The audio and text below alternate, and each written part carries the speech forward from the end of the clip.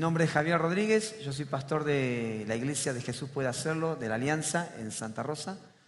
Vas a ser 16 años que estoy casado con Romina, mi esposa, somos oriundos de Olavarría, tenemos 3 hijos, Samuel de 14, Abigail de 13, seguidita y nomás por la duda para no perder la costumbre, y Jazmín de 5 años que vino rezagada. Esa el regalo de Dios para nuestras vidas. Hace 13 años que estamos pastoreando la iglesia en Santa Rosa, allí. Cuando llegamos a esa ciudad, a mí me dijeron varios pastores de la Alianza de Santa Rosa, los pastores se van derrotados y enfermos, así me dijeron, ¿sí? Así que, como yo sí tengo un área todavía media que no está redimida, le digo, el que me quiera enfermar, lo enferma yo a él primero. Vamos a empezar por ahí. No. Y los primeros años fueron años muy difíciles, muy duros en la iglesia, años de mucha lucha, de orar, de ayunar, de evangelizar. Y hermano, no entraba una persona a la iglesia ni quisiéramos una rifa. Mire, con eso le digo todo. No, por más que los obligáramos a entrar a la iglesia, se escapaban, ¿no? Y bueno, esos fueron esos años así en nuestra congregación, los primeros años, hasta que Dios comenzó a ministrar ciertas cosas en nuestras vidas, que un poco de lo que yo hoy voy a compartirte, algunas cositas acerca de algunos principios para cómo generar que la iglesia crezca y se desarrolle de una manera muy especial.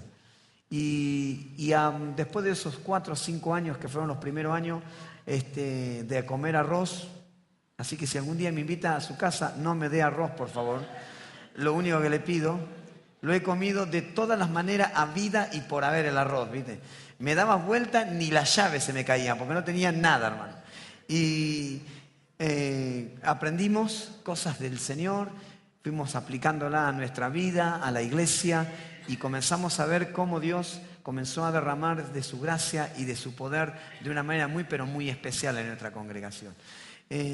Hoy es una iglesia, después de 13 años, una iglesia que sigue creciendo, que se sigue desarrollando. Hoy, justo le estaba diciendo, comenzamos a trabajar en un programa de televisión para bendecir con los testimonios de personas que han sido transformadas por el amor y el poder de Dios. Y estas son puertas que Dios va abriendo, que Dios va haciendo en nuestra vida, en la iglesia. Y nosotros hoy quiero compartirte algunas cositas. ¿Está listo? No voy a hablar mucho más. Si algún día quieres saber algo, pregúntale al pastor. Personalmente no me gusta hablar mucho de las cosas que hacemos. Juan 7, abra su Biblia ahí. Gloria a Dios. Capítulo 7, versículo 37 y 38. Yo te voy a compartir en esta noche algunas verdades de Dios, algunas cosas que Dios enseña en la palabra para bendecir y edificar nuestra vida, para que nosotros podamos crecer y desarrollarnos en la fe, en la esperanza, en el mover de Dios. ¿Saben qué? Mientras cantábamos me sentí como en casa, ¿sí? Lo único que me faltó fue un poco de danza, nomás, como estaba adelante no veía si andaban saltando eso, no lo vi. Pero ese espíritu de adoración, de alabanza, está en la iglesia y uno tiene que comenzar que cada día ese fluir vaya mayor. Y quiero dejarle una palabra al Ministerio de Alabanza, se lo dije un ratito ahí en la oficina, y la palabra es que en medio de la adoración y en medio de la alabanza las personas van a comenzar a ser sanadas, van a comenzar a ser liberadas, van a comenzar a ser transformadas en el nombre de Jesús de Nazaret, ¿sí? Así que busque iglesia y tómelo en el nombre de Jesús de Nazaret. Eso va a venir, viene sobre la iglesia. Amén. Así que bueno, yo te voy a enseñar cómo lograr crecer en el Señor y desarrollar la vida de la iglesia victoriosa y triunfante. Que en tu vida nunca más haya sueños pequeños en la iglesia, ¿sí? Que nosotros podamos crecer, desarrollarnos, ir el día tras día, que comience a ser una preocupación dónde metemos las personas que vienen a la iglesia, ¿sí? Cómo las acomodamos. ¿Sí? ¿Cómo logramos que la iglesia vaya año tras año creciendo y desarrollándose? Dice la palabra de Dios, ¿lo tiene ahí? Juan 7, 37 dice, en el último día, el más solemne de la fiesta, Jesús se puso de pie y exclamó, si alguno tiene sed, venga a mí y beba. De aquel que cree en mí, como dice la Escritura, brotarán ríos de agua viva. Primera pregunta, ¿cuántos creen en Jesús? Levante la mano. Si no levanta la mano, hacemos evangelismo enseguida, nomás. Muy bien. Perfecto. Quiero decirte algo. En tu interior está el río de Dios en tu vida. Amén. Está en tu interior. O sea, ¿cuál es ese río? Específicamente cuando uno piensa en el río de Dios, tiene que hacer referencia a lo que habla Ezequiel capítulo 47. Dice que el agua salía de debajo de la puerta de la casa de Dios, del templo de Dios, y era como un charquito. ¿Alguna vez se te rompió un caño y llegaste a tu casa y pisaste y había un charco de agua? Bueno, así comenzó el río de Dios. Así, en esa manera. Pero dice que el profeta, guiado por un ángel, dice que le fue mostrando distintas etapas en ese río, al punto que llegó un momento que él tuvo que nadar en ese río. Ya no podía caminar. Y dice la palabra de Dios que ese río, que comenzó siendo insignificante, hasta incipiente, terminó siendo un río caudaloso, que cuando entró en el mar, dice, trajo sanidad a las aguas. Ahora, ¿qué quiere decir esto? La idea de Dios es que en tu interior hay un mover, hay un río, ponle el nombre que quieran, la presencia de Dios, que está fluyendo. Y todo comienzo siempre es pequeño. Hola, ¿están acá? Siempre es pequeño. Y como es pequeño, tenemos un problema. Nosotros somos capaces de matar eso porque es pequeño. No sirve, lo sacamos. No dio mucho resultado, lo sacamos. ¿Sí? Entonces tiene que entender que el mover de Dios comienza a veces siendo hasta insignificante en la vida de una persona. A veces menospreciada. A veces otros no lo tienen. Yo tengo un hermano que cuando comenzó a hablar lengua, las lenguas de él decían Así era. Ahora van a decir Bueno, mira, dice que Y él oraba lengua. Y comenzó algo insignificante. Hoy Dios bendijo su vida, Dios le dio a través de interpretaciones de lengua. O sea, hay un montón de dones que comenzaron a fluir. Si hubiera sido insignificante, dice, no, pues para sí no digo nada, si cualquiera lo dice Pero algo que Dios quería hacer en su vida. Dígale al que tiene al lado, todo comienzo es insignificante, pero no lo frenes. Muy bien. Dice que el deseo de Dios muestra que este río que brota en nuestro interior, que está en nuestro interior, alcance hasta lo último de la tierra. O sea, lo que está en mi interior, en tu interior, afecte la vida de tu familia, la vida de la iglesia, la vida del barrio, la vida de la ciudad donde la iglesia está, hasta donde uno se anime a creer y se anime a jugarse, a ir, en este caso hasta Chumbicha, ¿no? Así, vamos bien por ahí. O sea, se animen a creer. Entonces hay un río pequeño, pero que mientras vos lo dejas fluir, va creciendo. Ese río dice que está primero en tu interior. ¿Por qué? Porque es para que vos los disfrutes. Disfrutalo, gozate. Los mejores cultos de mi vida, ¿sabes cuándo fueron? Solo en mi pieza. Ahí yo celebré, canté, adoré, me tiré de panza, pata para arriba. O sea, adoré al Señor. ¿Por qué? Porque estaba a sola con Él y en intimidad con Él. Entonces yo le podía decir lo que muchas veces de acá no puedo decir. Ahora, entonces tiene que entender que ese río es primero para tu deleite, tu disfrute, para tu intimidad. Pero quiero decirte algo, no frenes el río de Dios en tu vida. Amén. Déjalo que corra. ¿Qué es lo que hace el hombre? Cuando ve un río, generalmente pone diques, ¿sí o no? ¿Para qué? Para aprovechar ese río, para que le produzca electricidad o algún otro beneficio. El río de Dios, cuando vos le pones un dique, ¡pac!, lo frenaste. O sea, se apaga, se corta. Cuando vos le querés poner algo para frenar lo de Dios, se pierde lo de Dios en nuestra vida. ¿Por qué? Porque Dios nos da para que demos. ¿Sí?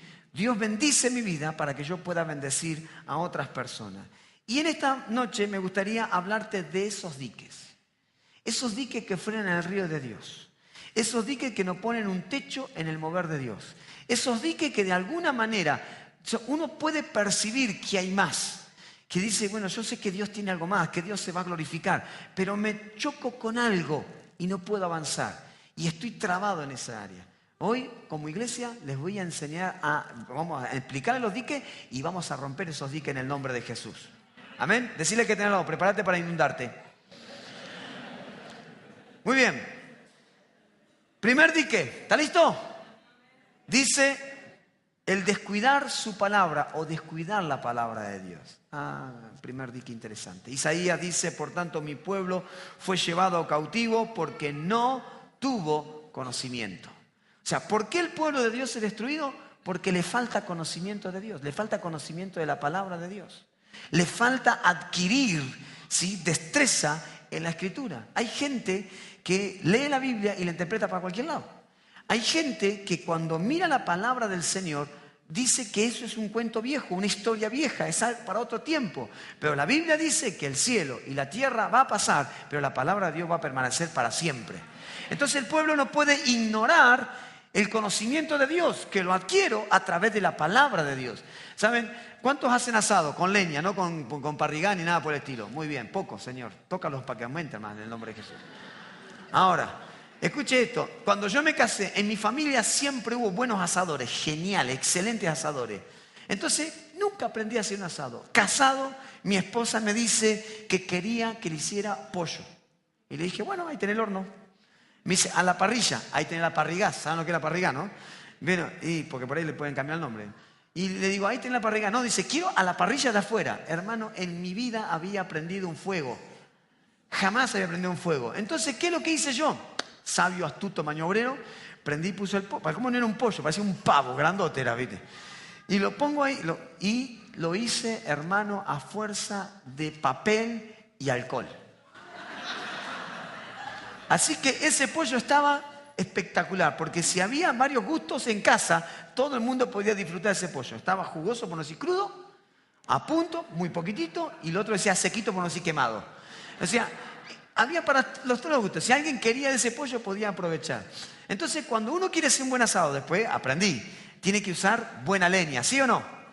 ¿No? Entonces, esa leña es la palabra de Dios. Dios, cuando quiere hacer algo en tu vida, y lo va a hacer siempre, va a utilizar la palabra de Dios. Dice Proverbio, volvemos a mi reprensión. He aquí, yo derramaré mi espíritu sobre vosotros y haré saber mis palabras. Hay una relación entre el mover del espíritu y la palabra de Dios. Siempre. Entonces, cuando uno dice, yo quiero que Dios se mueva más en mi vida, ¿sabe lo que tiene que hacer? Investigar más en la palabra de Dios.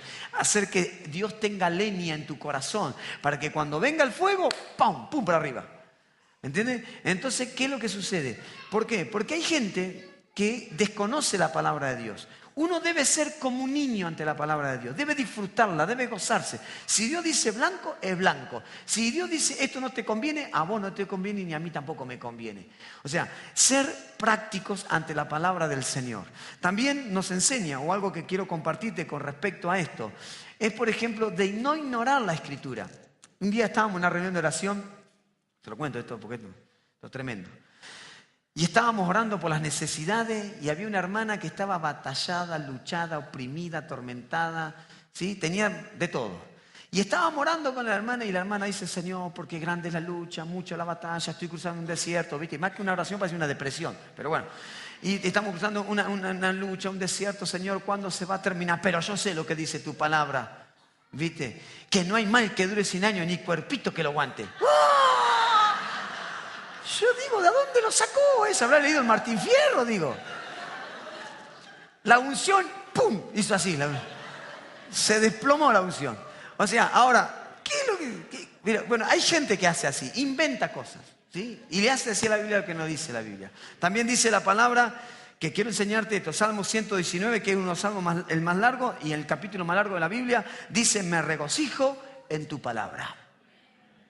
Ahora, qué interesante.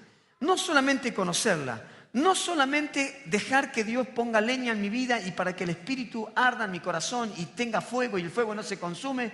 Dice que un día le preguntaron a un hombre de Dios que tenía avivamiento en su corazón, le decían, ¿por qué la gente viene a verte? Y él decía, porque viene a ver un árbol que arde y no se quema. Es una zarza, hermano, cuando uno tiene leña de Dios, madera de Dios en su corazón, el fuego de Dios va a arder y no te vas a consumir, nunca. Amén. Entonces, también uno debe regocijarse a la palabra de Dios. Yo te enseño un secreto hoy, tómalo, en el nombre de Jesús. Cuando cada vez que el pastor o los líderes ministren la palabra de Dios, vos tenés que ser como un niño. Viene y dice, el pastor, están hablando y dice, porque Dios va a bendecir tu vida, tómelo ahí, agárralo. ¿Sí? O sea, Dios da una palabra, una promesa, aunque sea para otro, usted agárrela también en el nombre de Jesús de Nazaret. Yo quiero explicarle algo. La palabra de Dios, la bendición de Dios que viene con la palabra de Dios, es como un hombre que tiene flequillo delante y pelada atrás. Si no lo agarrás cuando viene adelante, se te pasó, hermano. Así de simple. Entonces vos tenés que tomarlo cuando viene de frente. Vos, digamos, a ver, un niño, alguna vez los que tienen hijos chiquititos o, ¿cómo se llama? O son abuelos y llevan a su nieto, a su hijo a una juguetería. ¿Quiere todo o no? ¿Quiere todo o no? Bueno, cuando nosotros la palabra se predica, tenemos que quererlo todo, anhelarlo todo, desearlo todo. Y dice, están hablando una palabra de sanidad y yo no estoy enfermo, pero igual la tomo en el nombre de Jesús. Por las dudas, la guardo.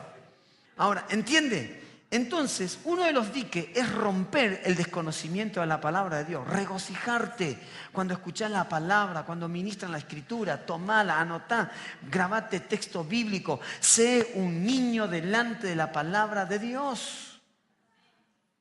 El otro dique, acá se va a poner más complicado. ¿Está listo? Dique 2, la crítica. Hola. ¿Conoce a alguien? ¿Opinólogo? Siempre tiene una opinión, siempre tiene una crítica. Y te la disfraza de espiritual, ¿no? Porque te dice, y te lo dice, no, porque mi crítica es constructiva. No hace nada en toda la vida en la iglesia, jamás hizo nada, molestar nada más. Pero el tipo critica y opina. ¿Saben? La crítica es terrible. O sea, yo no estoy hablando de analizar una situación, resolver la situación. Yo estoy hablando de ese que critica porque lo hace por deporte nada más. ¿Sí? Esa persona que pone enemistad uno con otros, ¿viste? O sea, que los enfrenta un hermano con otro hermano. ¿Te enteraste lo que dijo fulano de Boche? ¿No? ¿Viste el pastor, la pastora te pasaron, no te saludaron? ¿Te diste cuenta vos?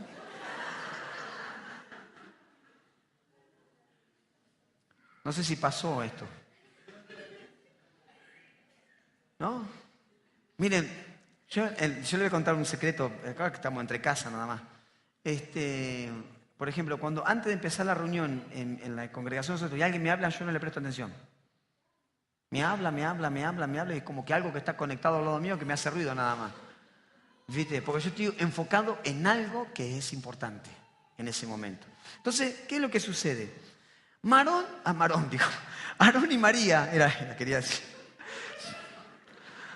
Aarón y María y Aarón, eran los hermanos de Moisés, ¿sí? Y ellos estaban felices por el pueblo que venían y María había agarrado el pandero y había salido a danzar y Aarón era el que le transmitía al pueblo los mensajes del tartamudo, porque se acuerda que era tartamudo Moisés. Entonces un día se le creció un poco el ego. Entonces, ¿qué dijeron?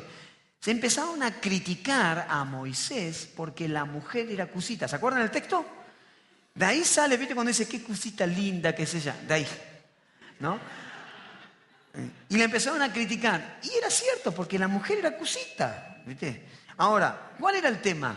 El tema fue que cuando Dios se enteró de esto, y siempre lo sabe, los llamó a los tres, vengan para aquí. Aarón, porque era rápido reflejo, rápido dijo, no, perdóname, fue una equivocación nada más. Y María, porque a las mujeres les gusta más todavía, ¿no? Entonces siguió empeñada en eso. Y dice la palabra que se enfermó de lepra. Y durante 7 días el pueblo no pudo avanzar. Escuche esto, hermano, y tómelo en el nombre de Jesús. La crítica detiene el avance de la iglesia. Cuando vos encontrás personas que critican dentro de la iglesia, te voy a enseñar algo en un ratito qué es lo que tenés que hacer con ellos. Ahora, dice la palabra en Proverbios que hay 6 cosas que Dios aborrece, detesta, no le gusta. Y en el versículo 19 dice, el que siembra discordia entre los hermanos. Ay, bendito sea el Señor. Sonría. Yo lo amo, Señor, también, y ámeme a mí también por este momento. El que siembra discordia. Cuando vos encontrás a alguien en la iglesia que siembra discordia, ¿entendés? Sacrifíquelo. Así. Sin temor alguno que Jesús te ve. ¿Por qué? Porque esa persona, yo lo aprendí a esto con lágrimas, sudor, sangre, transpiración, dolor, ¿no? Lo aprendí. O sea, ¿por qué? Porque una vez como pastor quiere ser más bueno que Dios. ¿no? Y uno dice, no, pero pobrecito hermano, ya va a cambiar. ¿Cambia o te cambio? ¿Sí? O sea, entonces, ¿qué es lo que sucede? ¿Por qué? Porque frena, detiene la obra de Dios. ¿Saben por qué la crítica es mala? Porque es el idioma del reino de las tinieblas. ¿Por qué? Porque cuando el diablo no puede frenar algo, lo critica. ¿Aló? ¿Conoce algún criticón? No levante la mano por las dudas nada más. Quédeselo, resérveselo a usted. Usted es una persona... vamos entre nosotros a la realidad. Está bueno hablar de otro, ¿no? Sí, porque como uno dice, mira, este está peor que yo todavía, ¿no? Ahora, aprenda esto, hermano. En la crítica no hay edificación. En la crítica no está el Espíritu de Dios.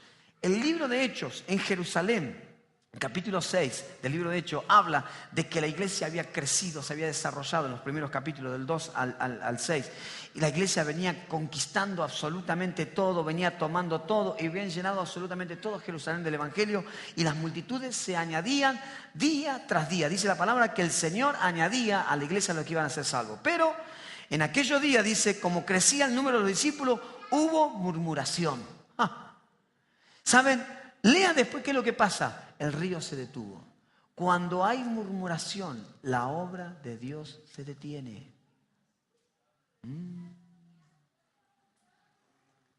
Esto lo están filmando, ¿no? Lo están sacando ahora. Voy a decir algo, edítenlo. ¡Pi! Lo que voy a decir. Hermanos, cuando usted encuentra a alguien que murmura, repréndalo en el nombre de Jesús. Porque no es el Espíritu Santo que está ahí. Ahí está el diablo. ¿Hola? ¿Me entendió o no? Repréndalo. Cuando ustedes ven, aprendan esto. Cuando ustedes ven que alguien habla mal de su pastor, sáquense en el saco el pullover y denle nomás. Sacúdanle sin asco nomás. ¿Entendés? ¿Por qué? Porque está criticando lo que Dios está haciendo. Es más, esto es como la mafia. Una vez que entras no salís. Ahora, ¿por qué Dios está en eso? Y eso es un dique que se levanta y que frena la obra de Dios. ¿Por qué? Porque la iglesia que tiene que haber testimonios de gloria, de bendición, de gracia, ¿sí? Del poder de Dios. Dice la palabra que nuestro hablar tiene que ser con salmos, con himnos, con cánticos espirituales, que nuestra palabra tiene que dar gracia, o sea, caerle bien en el oído al que estamos hablando. ¿Por qué? Porque cuando hay crítica se frena la obra de Dios. Cuando uno exalta la obra de Dios, Dios sigue continuando esa obra día tras día para la gloria de Él. Aprenda a exaltar lo que Dios hace. Vino la hermana Juana, andaba con un callo. Y oramos y se sanó el callo. Gloria a Dios, callo sano. Voy a decir, pavada callo, que haya el pedicuro, ¿no? Pero Dios hizo el milagro. Porque mañana va a ser 2 callos. Después van a ser 3 callos. Un día va a ser un pie plano. Otro día va a ser una pierna que se endereza. O sea, cuando uno comienza a exaltar la obra de Dios, Dios trae más de su gloria sobre ese lugar. Amén. Denle un aplauso a aquel que vive por los siglos de los siglos. Gloria a Dios. Entonces aprenda esto. Cuando encuentra un criticón, hermano, no le tiemble, ¿sí? El pulso. Repréndalo. ¿Decís yo? Sí, repréndalo. Y si usted es una persona que critica, arrepiéntase. ¿Hola? Porque frena. Nosotros sacamos fotos de los que critican y los tenemos todos crucificados. No, mentira. ¿Sí? ¿Por qué? Porque es malo, es negativo, es un dique, frena. Y después le voy a enseñar algo más acerca de estos diques. El próximo punto de estos diques es el síndrome de Elías. Pues si en la pampa no tiene otra cosa que inventar palabras, si les sobrará el tiempo ahí, es el síndrome de Elías. ¿Se acuerdan la historia de Elías? Hombre de Dios, sujeto a pasión igual que nosotros, oró, el cielo se cerró, oró y el cielo se abrió. Y un día vino con la unción de Dios y le empezó a desafiar a los profetas de Baal. Y los profetas de Baal dijo, bueno, el que haga descender fuego del cielo, ese es Dios. Y bueno, y sírvanlo. Si Baal lo hace, sirvan a Baal. Y si Jehová lo hace, sigan a Jehová. ¿Se acuerdan la historia? Y la historia es que el fuego cayó, consumió todo y le cortaron las cabezas a todos los profetas de Baal. Una victoria, una gloria, una unción. Este tipo no era velocista, pero yo calculo que podía romper algún récord, porque dice que corrió delante del carro de Acab. O sea, le ganó, era un tipo, o sea, cuando el Espíritu de Dios venía sobre su vida, había cosas maravillosas y extraordinarias en él. Pero tenía un problema, y vamos a verlo. Lo amenazó una mujer y se le cayó en los pantalones. Jezabel le dijo que mañana mi Dios se me ponga en la misma situación si yo no lo pongo a este desgraciado que mató a tanto profeta, no lo pongo como uno de ellos.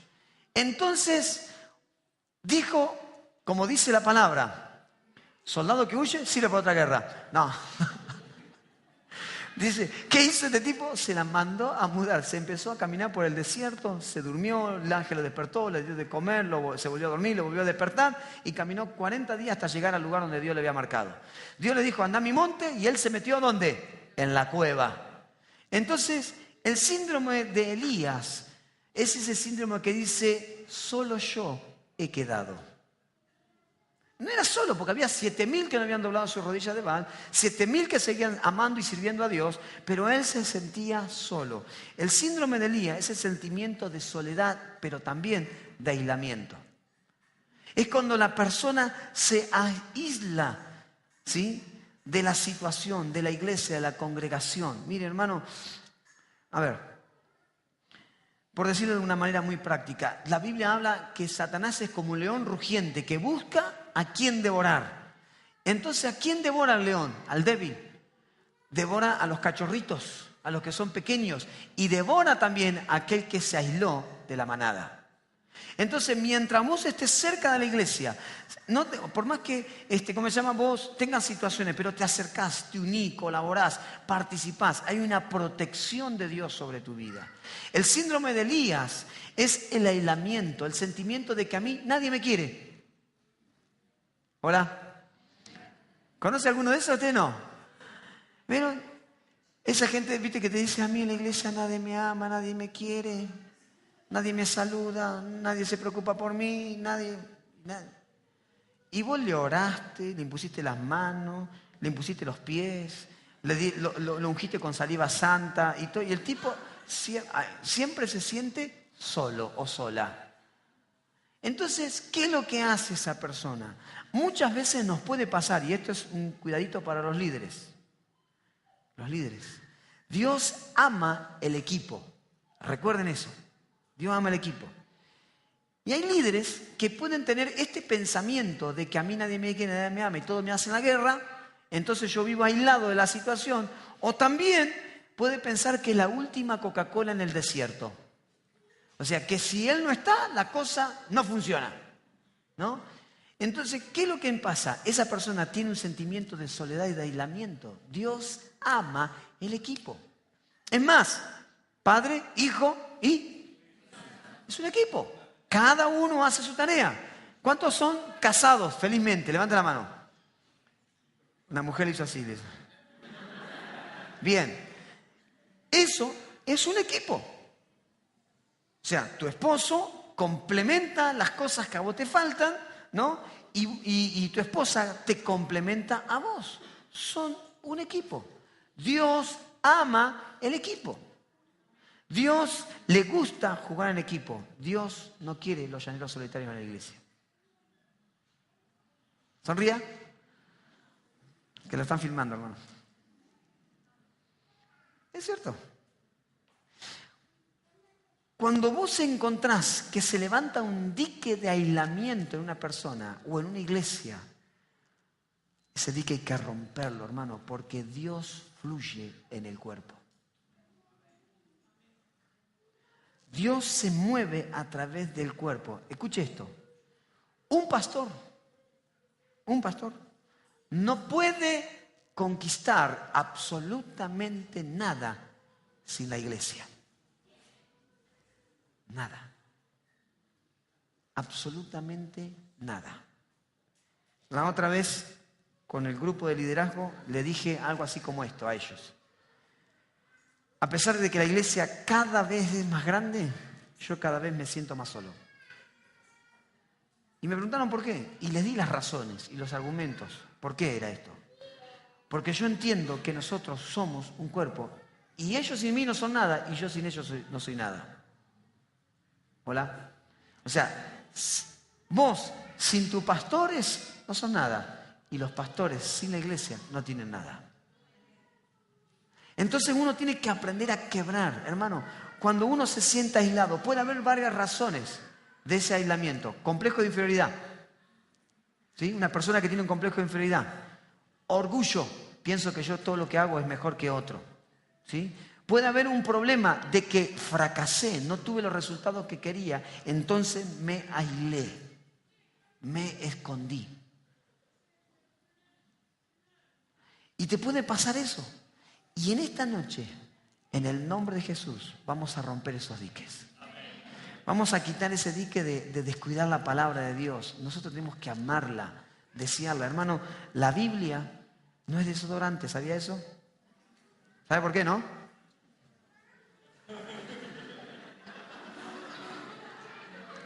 Los rápidos lo agarraron. No es para usarla bajo el brazo, es para leerla, es para disfrutarla, es para saltar, es para venir y decir, no quise sacar la palabra de Dios. Y tal vez otro te mire y te va a decir, qué estupidez que está diciendo. Un día, yo nuevo en el Señor, y agarro leo en una Biblia, en un almanaque, veo su almanaque, cosas, y leo, el que cree en mí, él y su casa es salva. Y anoté el texto bíblico y me fui a la Biblia a ver si estaba, ¿viste? Y entré a buscar y la encontré. ¡Qué bendición! ¡Gloria a Dios! ¡Aleluya! ¡Qué bendito! Señor, mira lo que dice esta palabra. Y me acerco en ese momento al que era el líder de joven en ese momento. Mira lo que Dios me mostró en la Biblia. El que cree en él y su casa es salva. ¿Lo han leído alguna vez? Hechos 16. Y entonces el hermano me contestó, sí, lo que pasa que bueno, sí, está bien, vos estás muy entusiasmado, estás en el primer amor. ¿Viste? Quería todo. Entonces me dice, pero vos estás muy entusiasmado. Y dice, pero en realidad esa era una promesa para ese hombre, para el carcelero, porque y me explicó, me dio un argumento.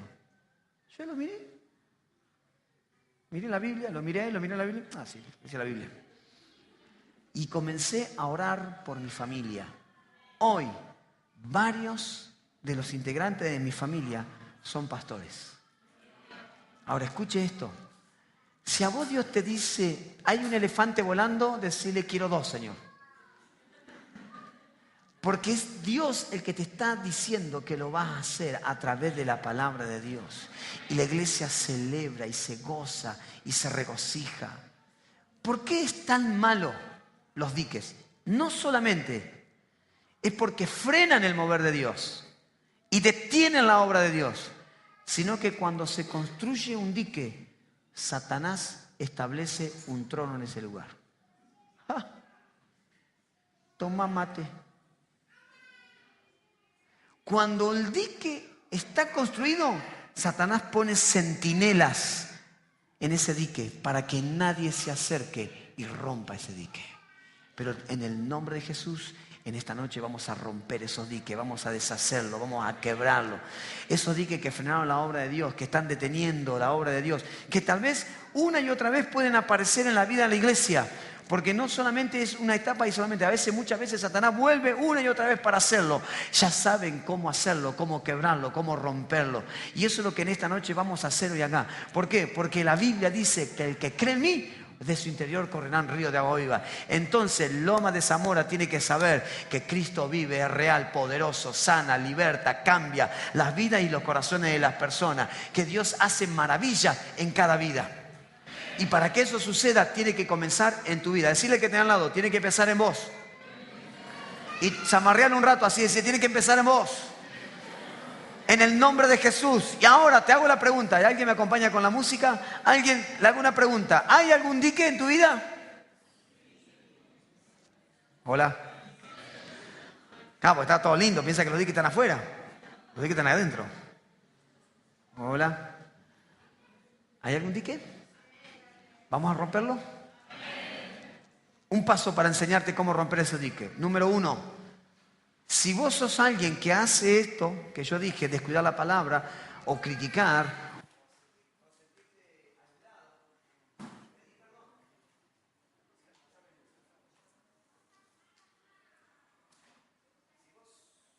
hola. Si vos sos una de esas personas que sufre de algo de eso, pedí perdón. Nada más. Pedí perdón. Arrepentite. ¿Sí? Decirle, Señor, me arrepiento de lo que hice, de lo que estaba haciendo. Descuidé tu palabra, ¿cómo se llama? Hablaba de otras personas. Y a veces no lo hago abiertamente, pero lo tengo en el corazón. ¿Sí? Cuestiono absolutamente todo lo que dicen, cuestiono todo lo que quieren hacer en la iglesia. Lo tengo adentro. Tal vez no lo hablo, pero ya está en mi corazón. Y Jesús dijo, tanto aquel que lo piensa como el que lo hace, ya le es contado por pecado. Entonces nosotros tenemos que aprender a arrepentirnos. Y segundo, decir yo nunca más quiero esto, porque quiero enseñarte esto y repetírtelo otra vez. Cuando Dios, cuando la obra de Dios se detiene, el río de Dios se detiene, es por un dique, y ese dique da autoridad, legalidad a que Satanás establezca un trono, de un principado, de una potestad.